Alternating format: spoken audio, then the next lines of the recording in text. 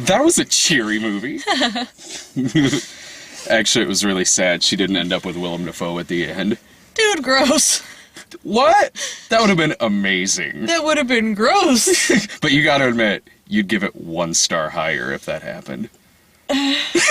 You'd give it 2 stars higher, so I just kind of make up for my this face. So you're saying your review would be exactly the same? Yes. So yeah, it's... Well, I read online that when the guy originally wrote the book, he had it end where Shailene Woodley and the blind kid, like, decide to, spoilers, you know, decided to avenge Augustus's death because they figured that since he didn't get to go out with a bang, they should go out with a bang. So they found a drug lord and gunned him down. Yeah. And went down in a hail of bullets. So when he submitted the book to his editor, they sent it back like, I don't know if the last 40 pages are a joke or what. I say go with the Devil's Rejects ending. Sure, why not? The original draft of the book take place in the 70s. So, okay, we saw Fault in Our Stars. Yeah, in case you didn't... Oh, that's alright. Somebody in the comments on Edge of Tomorrow spoiled it. Yeah, I accidentally spoiled it for you, though, because, well, I wasn't playing. I'm not even supposed to be here. Well, yeah, that's the thing, is that you weren't going to go see it. It was going to be me and Irving, so I told you basically how the book ends. Yeah. And that's basically how the movie ends. So I felt kind of bad, but... Oh, well, it's not like this is a really unpredictable film. Like, yeah, like I said, it has, like, the twist, but it's a twist that you could probably see coming yeah, if you paid attention. if you've seen like any cancer movie in your life. But yeah, it was gonna be Irving at this, but he had a bit of a sump pump problem, and so I went instead. If I'm depressed about anything with this movie, is I didn't get to see Irving review a cancer movie. Son of a bitch. That would have gone well. It would have gone great. Well, just as well as him reviewing. You can just Irving it up in this one. Just oh, wow! I'll get yelled at. Irving. People see Irving do stuff like that. Like, that's our Irving. It's fine. If I start busting out something like that, I'll get. I don't know. Bad things might happen. Kind of get comfortable.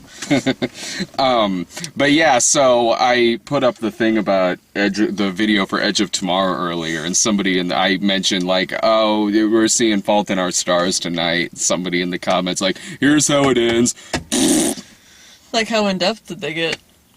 They said who dies. Oh, okay. Well, it doesn't really end like that, though. It's kind well, of like I mean, but like, I don't mean like ending as in. Yeah, I don't mean it's like, and then Willem Dafoe. Yeah, no, I meant what? I would have no context for that. Willem Dafoe's in this movie. I was very happy to see him. His hair looked amazing. Like, oh yeah, he's not rocking like the '90s curtain anymore. It's like kind of like cool and punky. With these clear glasses frames, and looked very European. he was basically playing Michael Douglas from that movie Wonder Boys, only slightly angrier and drunker. Okie dokie. You never saw that? No, my brain tried to come up with it, but I think it was thinking of that skateboard movie, Dogs of Undertown. Lords of Dogtown? Yes. Oh, that's the sequel. I believe you wholeheartedly. You like Wonder Boys. Michael Douglas plays a drunk author, and Robert Downey Jr. is in it as his gay friend. Oh, I like that. I think he's like his editor or something like that. I think Tobey Maguire's in it, but it's like he's good in this. But anyway, that's Wonder Boys. I thought this movie was pretty good. It was. I liked it. It kept pretty well to the book, and I liked the book. They moved some stuff around. Like what? What were some of the changes that they made? I'm trying to remember, because I think like Augustus told her. Shoot, like they changed the order of stuff. Oh, okay. To make more sense. Because I think he actually gets cancer after he dies. It was a weird twist in the book. It just kind of like started popping up all over. Gross. No, I can't think of anything now that she put me to the whetstone. But yeah, I recall at the time being like, oh, I thought that happened before. But for the most part, it's the same as the book. Yeah. I thought that Shailene Woodley did a really good job. She was great. She played Cancer Kid Cancer Kid number 1. Yes, Hazel Grace Lancaster. And, I like that Mike Birbiglia turned up. Mike Bahuski.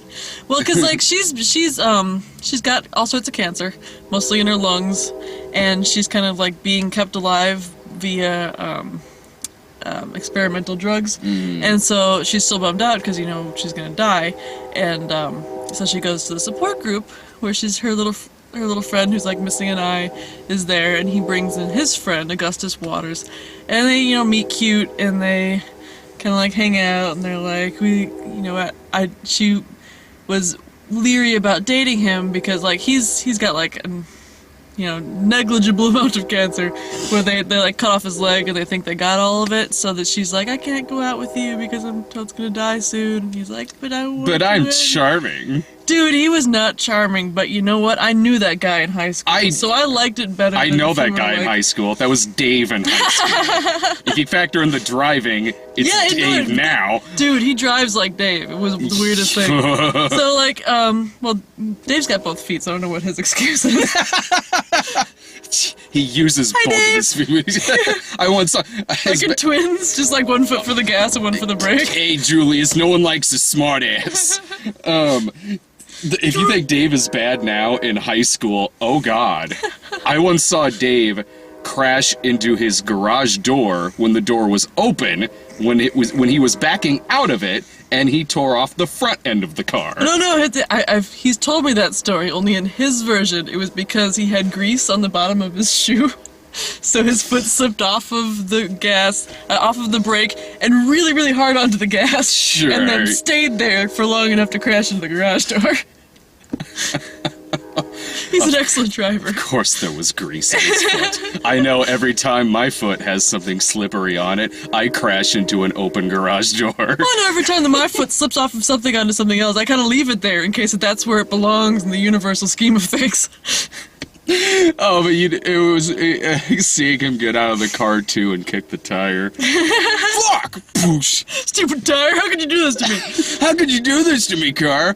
I was there for a couple of them. I wasn't there, though, for the time he crashed into the car full of foreign delegates. Who told me that story? Because it involves the phrase, you bad driver! You bad driver! It was Jake loves telling that story. I think that was one of his last accidents, right after crashing into curb. Is this the one that was your fault? This one was my fault. Because you were in the floorboards looking for gum? Yeah. This one was my fault. This is like 10 years ago. Dave was having trouble with his car. And he was following close behind me because he needed to get to a shop. And I was there in case something happened. Oops. So anyway, so but it was Dave, so he was tailgating me. Or he was like an inch from the bumper, so if I can lay any blame on Dave. So he was really close to me, but anyway, I dropped some gum on the ground and I just leaned down to grab it. When I looked up, the lane ended and there was just a curb, and I'm like, whoop, whoop, and I swerved it fine. Dave, though, poink, destroys the tire, and it's not until like a block away that I notice he's not behind me anymore. I look back, I'm like, oh, something must have happened. And so You're right back there, buddy. I get out of the car, and Dave's like, what was that swerving shit? And then, like, an hour goes by, I'm like, if it makes you feel any better, I found my gum. It was fine, it was in the floor. Yeah. He's like, I am so fucking happy for you. Thanks. That's his driving in the movie. So Augustus Waters drives like that because he's only got the one foot. So, like, he's got to drive with his footless foot.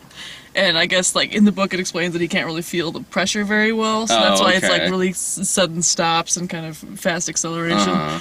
I just lost my train of thought making fun of Dave. That'll happen. But, so yeah, her and Augustus, they're like, oh, we can't date, oh, but I'm sick. And meanwhile, she's got this book that she lends him called An Imperial Sickness, or something like that. Yeah, something like that. And, written by Willem Dafoe. Written by Willem Dafoe. And they both fall in love with it. And it's basically about this little girl, this, like, teenage girl who's got leukemia. And they both like it because it's not so much about, like, oh, poor me, I have cancer, but more so, I have cancer, and here is here's some other stuff that's going on in my life. So, like, her mother is engaged to, like, a tulip salesman who may or may not be a con man, and they're going to move to Finland, but then they're not going to move to Finland. And the book just ends mid-sentence. The assumption being that she dies. Mm-hmm. And so they both really want to know what happens to the other characters after she dies. And so Hazel Grace has been writing and writing and writing to this author who's moved to Amsterdam, and nothing. So Augustus emails the guy's assistant and gets a hold of him that way. Yeah. And so Willem Dafoe writes them back like, oh, I can't tell you what happens to the characters because that would...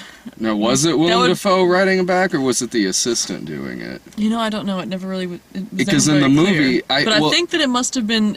In the book, I think it said that it was him because he said that he blew them off in that way because how could they ever come to Amsterdam?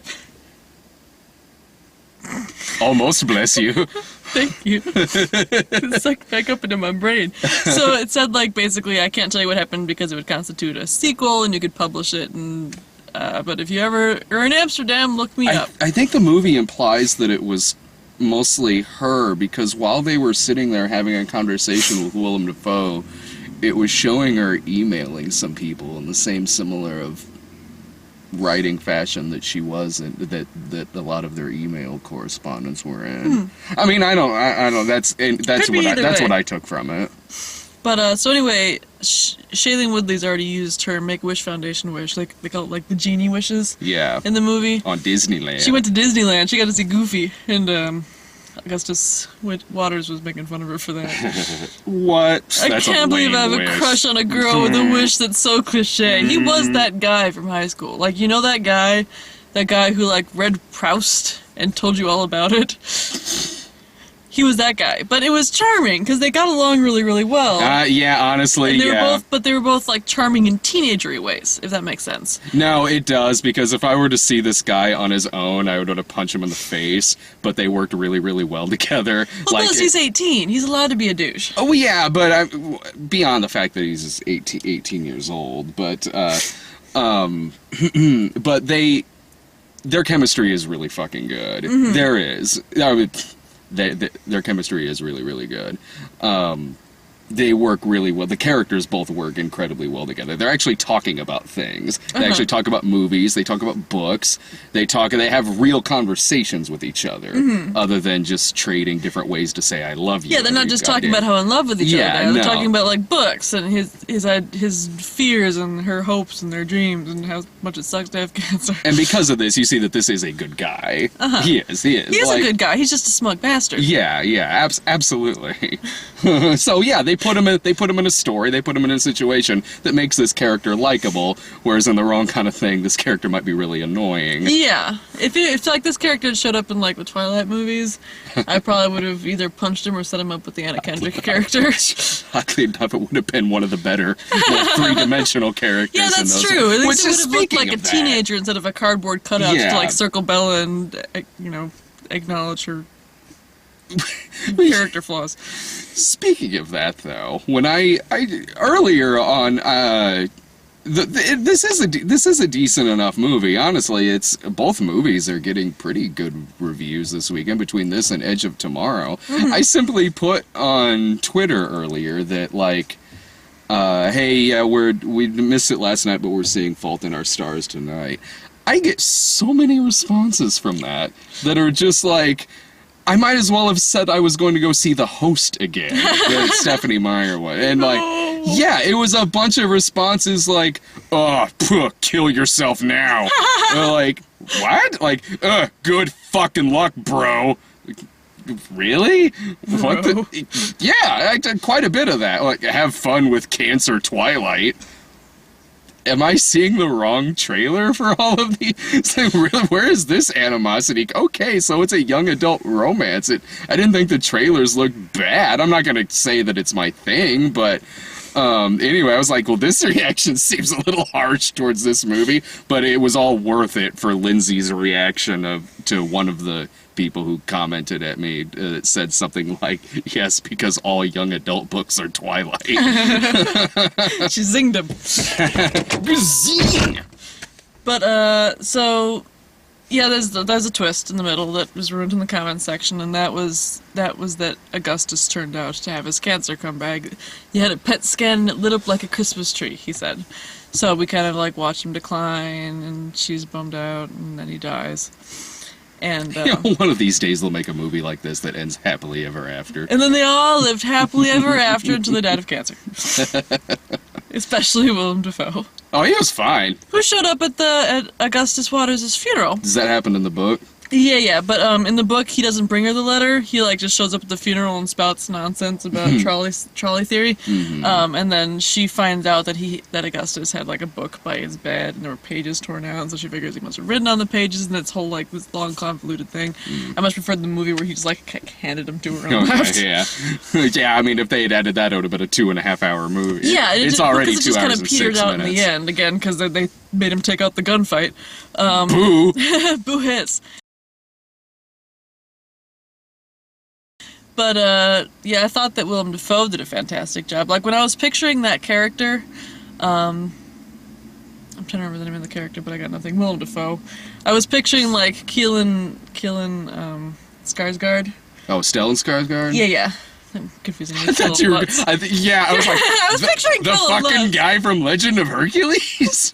Well, he's from the Twilight movies, and also we were watching 30 Rock earlier, and he shows up as Lutz's great-grandnephew or something. Really? Yeah, it's like he's kind of like functionally retarded. He's like, Uncle, I found some marshmallows. He's humph. It was funny, so that just popped in my head. Anyway, so yeah, Willem Dafoe did awesome. That tall drink of water that played his assistant was really pretty. She was, I think she's a weak link acting-wise, but she made up for it in tall redheadedness. They have their first kiss at the Anne Frank house. That's in the book. And then the next scene was them in the hotel room. Just doing it. Just having sex. I almost leaned over to you and went, I hope to God they're not still at the Anne Frank house when the scene is going on. Because there's like found an empty bedroom. Yeah, right? There's plenty of vacancy. Well, there was no I mean, I didn't actually think that's what was happening, but like, it goes right from kiss at Anne Frank house to bedroom and doing it. Like, this could get scandalous. Does that in the book, too, and I have to say that I'd prefer that to us watching her belaboredly walk back down the stairs. No, I'm not saying. I'm just making a joke. Okay. I'm just. Well, because like I don't mean to point out that like when they go to the Anne Frank house, you can't. Since she's all out of breath, it takes her like 10 minutes movie time. Oh yeah. So like I prefer the cut to. I was just. Like, I don't mean cut. I didn't mean cut down. as in. I didn't think they were actually in the Anne Frank house, but I didn't mean cut as in showing her go back down the stairs. I mean like establishing shot of the outside of the hotel. Ah, okay. Like something like that, not like. So like a clock with the hands going around. Yeah. No, the 24 clock. Picture in picture. It should have been a half hour longer. Goes back down the stairs. Then they walk back to the hotel. Well, I've never been to the Anne Frank house, so maybe there's like a fun slide at the end. That would be amazing. To get back down, so you'd have to climb back down the stairs. I would say we're Irving it up a little bit. Fun slide of the Anne Frank house, that's not bad. We haven't brought up Down syndrome kids yet, so we're not quite getting to Irving this territory. This is true, I'm like punching midgets. What does that have to do with walking with dinosaurs, Irving? No. Why did they have to be black? They didn't even have to be black. But, so yeah, they make out in the Anne Frank house, and then, like, the entire room just bursts into applause. Woo, making out at the Anne Frank house. Right.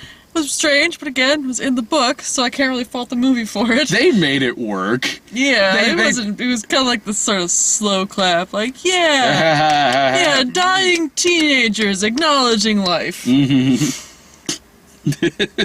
The end. No, but this is a movie that, yeah, it's a movie that, you've seen this kind of movie before. You really have. Many, many, many times, whether it's Love Story, whether it's any goddamn Nick Sparks thing.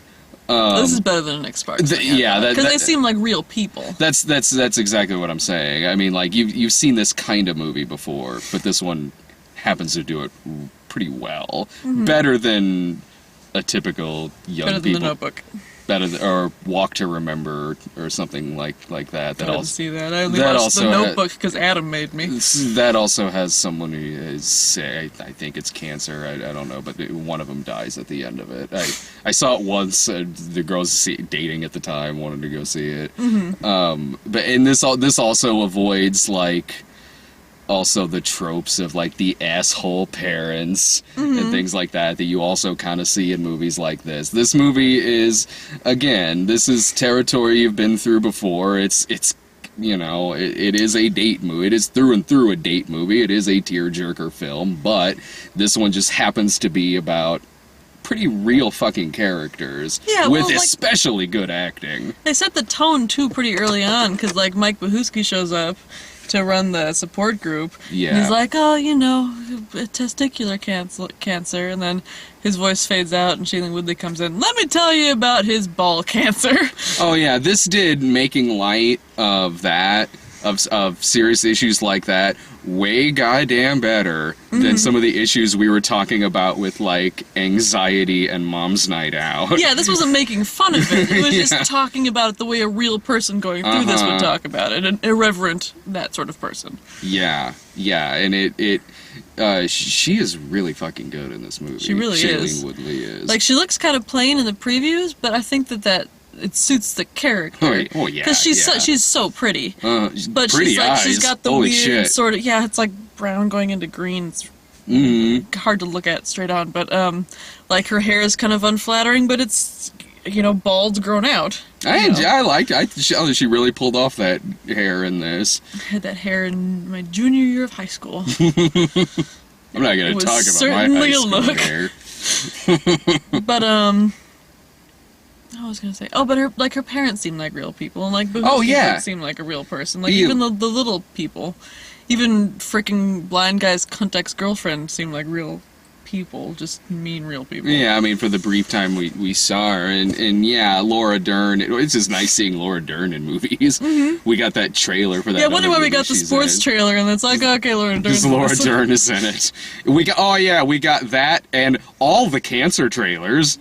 Yeah, all the cancer trailers and all the coma trailers. And the cancer coma trailer, which I've never seen that movie before. We're in a hospital ward, and the narrator's a little boy in a coma, and then everyone else has cancer. Red Band Army or something. Yeah, Red Band Club. Red Ribbon Army. Something like that. I don't know. We got that, and we got the cello coma. Oh, If I Stay. Yeah. The Chloe Moretz one. Which looks about like this movie. Sort of. I'm telling you, I told you this in the theater. It should go into Jack Frost territory. I didn't understand that reference. He was like, and then she turns into a snowman. I'm like, that's hilarious. I don't know why we're going there. And I spent the entire rest of the preview trying to figure out like a good pun name if that had happened. A good pun name for the movie. It's a spin-off of Jane Frost. Sure. I was thinking more like cello, nice to meet you. That's as far as I got. That movie that I did. That does not look like my speed. That. Honestly, really. I wouldn't have gone to see this if it wasn't for the review.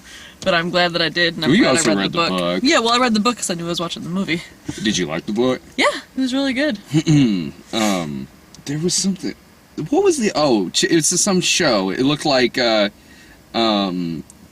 Chasing Life, was it? She gets cancer, but instead of it's like instead of selling like Breaking meth, Bad. It's Breaking Good. Yeah, Breaking Good. Oh, that looks lame. She breaks good so hard. It's like throwing cans of soup at homeless people. Oh my God! Blow up a building, please. Just shoot somebody. You don't watch Breaking Bad, do you? Sure don't. Oh, okay. I know, like, yellow... Spoiler, a building gets blown up. Your costume from Halloween, and I know, like, the bits and pieces of, like, everyone I know watching it.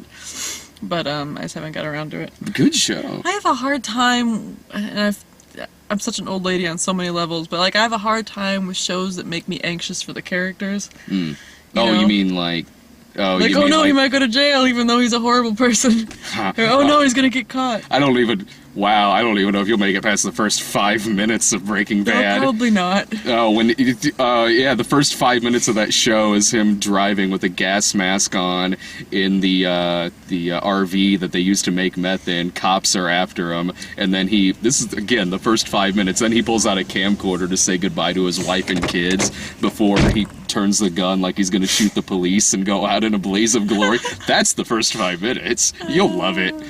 Look, it's like that show, The Riches. I was trying so hard to watch it because I love Eddie Izzard and I love the premise, but I couldn't. I was like chewing my nails ragged just watching it. Riches. I mean, I know the show, but I didn't. I never watched that. Eddie Izzard was great on Hannibal. I didn't see him on Hannibal. Yeah, he's on Hannibal. He gets force-fed his own leg. I could see him taking that with verve and panache. He honestly did. He really did. I guess I'm a little gamey. I don't know, he said something like that. He's Why going not? on tour. If I had like $5 billion, I'd go see him. Damn, he's expensive. Charging a ridiculous amount for the tickets. Are they? Which is good. I like to see him doing well, but I'm too poor. Well, I think I have a strong feeling this movie's going to be #1 at the box office over the weekend. I wish it was Edge of Tomorrow. Nah, this. Probably because of all the teenage girls. Yeah. They I were wish gaggles. it was Edge. I like both movies. Between this and Edge of Tomorrow, Edge of Tomorrow right now, I think is the best thing that's playing out in theaters. But yeah, we had to go to we had to go to the Jesus Theater. Yeah, it did have Jesus imagery in it still. This is true. The literal heart of Jesus. Starring Mike Bohusky. We went to the first showing and there were no seats except in the very, very front, and we won't do that. So we went over to the Jesus Theater, and it was still like Teenage Girl Central. Yeah. Oh God. Yeah. More like they can make like racist jokes up and down the street, but white teenage girls are the worst people to watch a movie with because they react to fucking everything. You didn't hear the two dumb shits sitting next to me the entire fucking movie. No, I had relatively dumb shits over on this side, but only like every once in a while they'd be like, oh my god, or oh no. I just had two little freaking girls fucking cackling at each other and talking on their phone the entire time right next to me. I wish Dave was there. Dave would have told him to fuck. I've seen Dave do that. Phone? Yeah, they were texting on their phone. The people in front of me were too. Like some people I don't think understand. Like Louis C.K. had a bit where he talks about how people don't realize when they're on their phone, it lights up their big dumb face like a spotlight in the middle of a dark audience. And I think that like particularly self-absorbed people just don't realize that that's what they're doing. But yeah, there was a kid over in the front of me who I think was just being dragged there by his sisters who was playing on his phone, but he had the light all the way down. So I had someone in front of me who I could see him on their phone a little bit. I had some girls behind me in line for concessions saying that Blended was the best movie ever. I had a couple of girls who were like, "Now, is this the theater we went and saw Believe at?" The theater they went to Believe. That Justin Bieber thing? That's the one. It took me a second too. Oh my god. Well, that's where they were just being as stereotypical as humanly possible. Yeah, so we were at the same theater that we saw like Heaven is for Real, God's Not Dead, and Mom's Night Out at. And it was honestly the crowd was probably the same at the other, but Parkway Point, this particular theater, the auditoriums are slightly older, so they're a little bit bigger and can fit a lot more people than the stadium seating that we usually go to. I prefer the stadium seating. Oh, I do too because well. This is I was sitting behind the biggest cupcakes throw in the entire freaking room. I like the look and I like the feel of theaters like that, like the one we were in tonight. In terms of stadium seating, yeah, I like it in the sense that as a short person, it's hard for someone to be freaking blocking me in a theater like that. I understand. For me, I'm a tall person, but I have enough attention problems that even if like someone's head is just barely bumping the bottom of the movie, it distracts the whole No, I'm shit the same out of way. me. I'm the same. I'm the same way. Well, I was worse with that when I was younger. Now I can kind of deal with it because there was a kid in front of me who was a little bit on the screen. I totally was like that when I was younger. Like I would, if it was like even a centimeter over the screen, like I would move over a seat. Like I would just go over and move over a seat. Now I can kind of deal with it just fine. But for that reason, I like stadium seating. But I do like when a movie's not packed, when there's pretty much no chance of someone sitting in front of me and really blocking anything, I do like the older theaters like that, like the one we saw, like Parkway Point, like Showplace. Well, Showplace 8's fun to see a grungy ass horror movie in because that theater's dirty. The poo smell really takes me into the movie. Yeah, it does. But I do like this kind of theater just because since it's so roomy, they can afford to move the front row back enough that the people in the front row can actually watch the freaking movie. Oh God, yeah. If we were at the regular theater and the guy said like, yeah, it's like packed, but there's like seating in the very back, I would have been totally fine with that. I typically don't sit in the back, but I will. Blended, I sat in the back. Well, Blended, you don't really need full movie immersion. Like, I got a specific spot that I like sitting, kind of like right in the middle. Yeah. But if it was blended, I wouldn't really give a fuck. That was me. I was Dave at People's. Dave was literally the only one at People's that sat in the very back corner. It was amazing. The theater I saw Blended in was pretty crowded. It was just odd because that movie bombed like shit, but, I was just in the back myself, hoodie up. Alright, let's do this. Juice me and Doc. Let's fucking do this shit. Like, on the plus side, though, yeah, like, we got, like, annoying teen audience. Stereotypical annoying teen audience. They were hilarious during the sex scene, though. Sorry, but, I mean... To give them some credit, they're all at a movie that was pretty good. Yeah. And it was made for them. It's just like everyone, like I was saying, the sex scene, they just couldn't handle it. They were just laughing. And it wasn't funny. Like, there was a part where her, like, nose thing kind of got stuck on her shirt, and her and Augustus kind of shared a moment, but it wasn't, like, haha, funny. No, I thought it was adorable. I think they were giggling nervously because they're doing it. Plus, there was like drama in the row right in front of me that I was being amused by. Oh yeah, well, Caucase Fro, the girl next to him wanted to sit next to him. So like when he was out of the room, she was like, "I want to sit here because I want to sit next to Devin." And the other girls were like, "All right." So then Devin came back, and they're like, "The other girl totally wants to sit next to you," and Devin's like, "Figures." And so then the girl wants to sit next to Devin comes and sits down, and they were kind of sharing knowing glances, and that was a cunty thing to do, you know? If your friend wants to sit next to a boy she's got a crush on, don't be telling the boy. To be fair, though, that is classic Devin. That is classic Devin. Fucking Devin. With his unlit cigarette used as a metaphor. This movie was also a fantastic commercial for cigarettes. Well, that kid kind of... They made a fantastic advertisement for those American Eagle cigarettes. That's basically what it was. It was the same packaging, but a different name. Like, when I was seeing the packaging, I was like, this is a cancer movie that's a fantastic commercial for American Eagle cigarettes. Well, it's about this whole thing. He's got, like, cigarettes, and so he's talking to Shailene Woodley outside of the support group when they had their meet cute, and he just kind of like takes out a pack of cigarettes and sticks a cigarette in his mouth, like the girl with lung cancer isn't gonna punch him in the mouth. And so she's like, "Oh, no, I can't be with you. You ruined everything." And he's like, "But I'm not gonna light it. It's a metaphor. You put the killing thing in your mouth, but then you don't give it the power." And I'm in the theater like, he could be lying. He could be lying his ass off. That's a really good save, Augustus. Yeah. Mom, Laura Dern, Mom comes up, picks him up, still cigarette out of his mouth.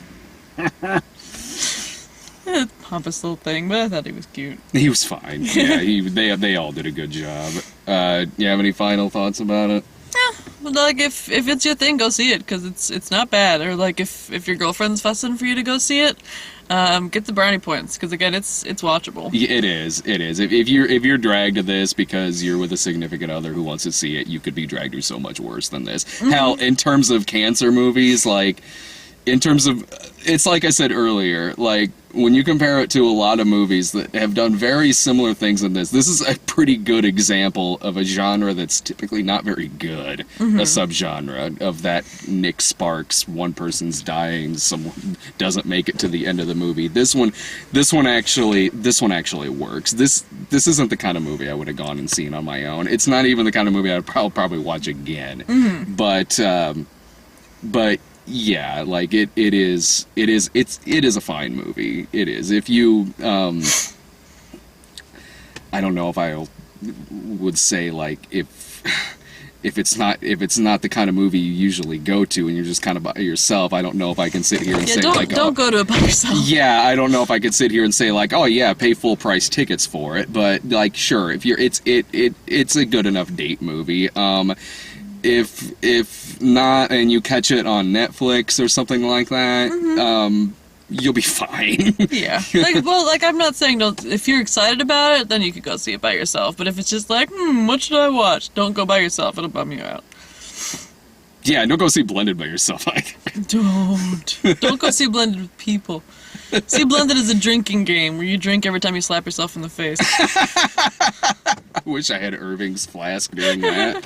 Fuck. Delicious Smurf juice. Yeah. Fucking Blended. Alright, I think next week is 22 Jump Street and How to Train Your Dragon 2, I think? I don't know, I'll be at How to Train Your Dragon 2. I think Jillian called dibs on 22 Jump Street. Who's going to see How to Train Your Dragon 2? Me and Jake. Okay. I haven't seen 21 Jump Street, so I don't really want to... 21 Jump Street was good. I'd be totally lost. I do like Channing Tatum. Is that Channing Tatum? Mm-hmm. Yeah. I mean, Jonah Hill I'm still a little mad at for calling that paparazzo a faggot. But it's an isolated incident, I guess. Was the paparazzo being totally FJ? He was totes fagging it up, yo. Oh. No, it's like some weird thing where, like, the guy was following him around and Jonah Hill just whipped her out and said, "Suck a dick, faggot!" Like, I started immediately apologizing all over the internet right afterwards. But it's like, if faggot is the first word that jumps to your tongue when you're angry, you need to reevaluate your vocabulary. To be fair, though, like, I saw really barely anything about that, and when I did see something about it, I was like, okay, so someone else is yelling stuff at a paparazzi guy. Alright. The reason why I didn't really think too much of that, not that I think people need to go around calling each other that, but that was, like, mixed in with all of the amazing Justin Bieber N-word stuff. Yeah, that is I'm so excited. I was so excited. Oh my god. Like, the Justin Bieber tells racist joke. Justin Bieber sings about joining KKK. Woo-hoo-hoo-hoo. Must read. Kind of just, like, my eyes glaze over when I see Justin Bieber in a TMZ thing. So I saw, like, Justin Bieber in the N-word, and I'm like, well, that was bound to happen. Little shit. Yeah, he is a little shit. Well, dude's got, like, no respect for anybody. I don't know why they're expecting to have respect for black people. Right? Exactly. Especially, my favorite part of that is when he tells he's like 15 years old in this video, and like he's about ready to say the joke, and then the guy behind the camera's like, "Don't do it, dude." Don't do it, Doom J Beebs. Oh my god, that was so, yeah, the Jonah Hill thing kind of went right over me when that whole thing was going on. But did you see the bad news though about Jupiter Ascending getting pushed back? Nah, that's the one with Mila Kunis playing like Queen of Jupiter, yes? Yeah, and Channing Tatum is, I don't know, Goat Boy, I don't know what he is in it, but like, yeah, it was supposed to come out in a few weeks, but got pushed back to February. Janine, Jupiter's Spy. Well, the last time that happened to something with Channing Tatum in it, it was G.I. Joe 2 that they pushed back to add more Channing Tatum. So maybe like all the Channing Tatum. Channing Tatum and his twin brother, Channing Tatum. Oh my god. I think you're going a little too far, movies. I don't think you're going not far enough. White House Down didn't do very good, so maybe they pushed it back to put him in it less? Is Magic Mike still getting a sequel? As far as I know, it is. Sweet. You still need to watch that with me. I do. I do still need to watch You're that. in luck. I bought it on Blu-ray. Nice. I got my Sleepaway Camp Blu-ray in the mail the other day. Nice. Yeah. You have the weirdest double feature ever. Sleepaway Camp and Magic Mike. they both got dick in it. They're true. Magic Mike doesn't necessarily have, like, dick proper. It's just got dick silhouette and a penis pump. Well, Sleepaway Camp's got dick proper with creepy mask. With That's what I'm going to do tonight. I'm going to go home and watch my Sleepaway Camp Blu-ray. I'm going to go home and watch Magic Mike and make shrinking dicks. I will do the same when watching Sleepaway Camp. Because I need to see that shit in HD. Yeah. I don't understand the Blu-rays of, like, the oldie time movies. Because, I mean, are they, like, adding more resolution, or what's going on? Sometimes it works perfectly fine. Sometimes it's like, okay, here's a very nice print of this movie. There's a lot of movies, like, okay, like, something like The Evil Dead, I prefer to watch, like, really grainy, you know? I like a grainy VH. Something like that I do. But other things, no, not necessarily. But, yeah, there are... okay, my Blu-ray of Halloween 3, like, okay, it is a nice print of Halloween 3, but sometimes the Blu-ray can go a little too far, like on Halloween 3, when you can just straight up see the makeup on everyone's face. Because the thing is, like, if it's too clear, you see stuff like that, or, like, if the refresh rate is too high, it starts looking like a British soap opera. Oh, yeah. Oh, yeah, like, that's what I've always heard about those prints of, like, the Hobbit movies that are in... Is that so? Yeah, what is it? Like, 24 frames per... Whatever Too frames fancy it is, yeah, it has a slight sort of BBC miniseries look to it. Oh, man, that means it's going to be really long. I'm out of stuff. I'm out of stuff, too. Well, We've hit Sleepaway Camp, we've hit Cancer, we've hit Irving, Dave's Driving, Goat Faggot. Boy. Jesus. I don't think you can get mad at Jonah Hill anymore. No, I'm not. I'm Irving it up.